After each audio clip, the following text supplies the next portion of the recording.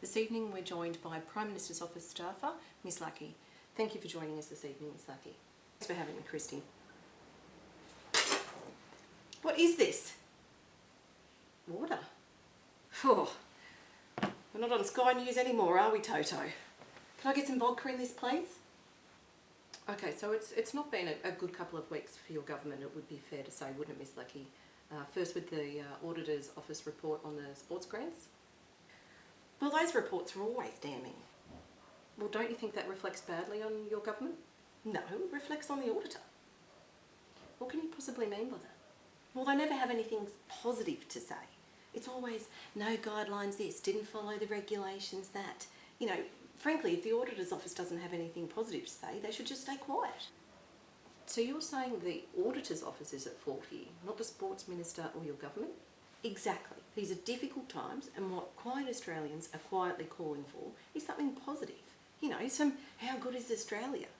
And if the Auditor's Office can't deliver on that, well, frankly, they should just stay quiet. But wouldn't that make them part of the quiet Australians, the people that you say support you? Oh, no. They're bureaucrats. Bureaucrats are not people. You're new at this, aren't you, Christy? No, Anyway, move on. Another question. I've got a swimming pool ribbon to cut in 30 minutes. Right, okay. But what about this email that was uncovered showing that the Prime Minister's Office was directing Bridget McKenzie's office how to spend those grants? I refute the premise of that question.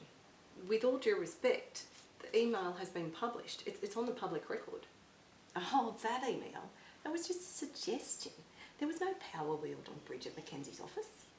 I'm sorry, but when you receive an email from the PM's office, the highest office in this country, there's definitely pressure being brought to bear there. Well, it wasn't done overtly. Let me see that. See, it even used the word suggests. Yes, preceded by the word strongly. Semantics. Yes, but there's an ingrained power imbalance here. We're talking about a female national member of the party compared to the male Prime Minister of the country. There was definitely power being wielded here. Well, if she did, look, that's on her. The PM can't be held responsible for every junior minister that he intimidates. If he was, where would we end up? With a new PM? And exactly, who wants that? I know the quiet Australians don't. They've been loud and clear on that. And last week the Prime Minister announced that the Gaetjens report had been completed and that there was found to be all guidelines were followed, apart from Bridget's obvious not declaring that she was a member of the gun club that actually received a grant. Yes, and we've dealt with that. By firing Bridget? Heavens no. Bridget saw the error of her ways, she resigned from that position, and we found her an alternate position. So she's still in government on the same salary? No. A lower salary? That's not the important question here, Christy. The important question is, have we dealt with it? And the answer is clearly yes. By rewarding a minister found guilty of rorting a grant system with a higher paid position? Hey, if you have a go, you get a go. Okay, so when are we going to see the Gaetjens report? Oh, you're not.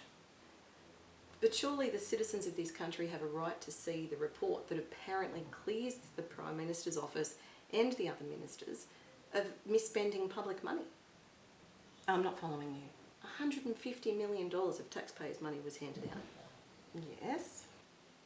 To electoral seats colour-coded by party. Yes. Targeting marginal or Liberal or National seats. Yes. Look, Christy, where are you going with this? Well, your PM is claiming that this report, a report written by his current head of department and his former chief of staff, clears the government of any wrongdoing, but the public are supposed to just trust you without ever seeing this report? Well, I don't see what else you can do if you can't read the report. That's what the quiet Australians are doing. They're just trusting us to get on with the job. But just this last week, there was a Quiet Australians rally calling for action on climate change. So don't you think you're losing the Quiet Australians? Oh, no. Those protesters were clearly not Quiet Australians. But they had banners making it very clear that they were, implying that they had previously voted for the LNP and were now regretting that choice. No, can't be. Why not? Well, it's obvious, Christy. We don't hear from quiet Australians. You do know the meaning of quiet, don't you, Christy? But then how do you know what the quiet Australians want if you don't hear from them? because we have our finger on the pulse. We're out there on the ground. We're getting on with the job. I have no idea what that means. Well, that's on you, Christy. Okay, let's move on. In the last few days, we've heard further evidence from the Auditor's Office that despite Senator, it's a bit surprise that in fact 45% of the grants that were awarded were indeed ineligible. This despite the Prime Minister telling the Parliament no less than 16 times, assuring them that every grant awarded was eligible. Don't you think your office has to answer to that? Purely a technicality.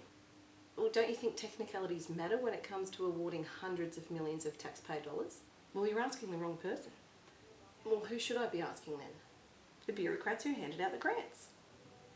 But surely the bureaucrats are only doing as instructed by the government, your government. You haven't met many bureaucrats, have you? So you're saying that when something goes wrong, we the public should blame the bureaucrats, but when there's glory or photo opportunities to be had, for instance leading up to the May election when your ministers were having photos taken with novelty cheques being awarded to clubs, that it's then appropriate to put MPs in the spotlight? Now you're getting it. You're smarter than you look, Christy. Anyway, I really must run to that pool opening, so thanks for your time, Christy. You're welcome. I mean, I'm the one doing the interview. Yes, of course you are.